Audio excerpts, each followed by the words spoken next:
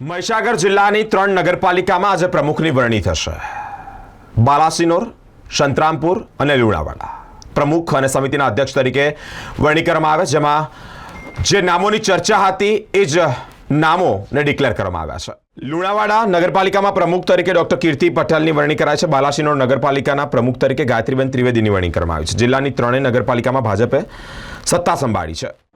Bharatiya Janata party प्रदेश नेतृत्व द्वारा तथा महीसागर जिला भारतीय जनता पार्टी द्वारा प्रमुख तरीके मारी वरणी કરવા બદલ ભારતીય જનતા પાર્ટી પ્રદેશ નેતૃત્વ તથા જિલ્લાના નેતૃત્વનો ખૂબ ખૂબ આભાર માનું છું।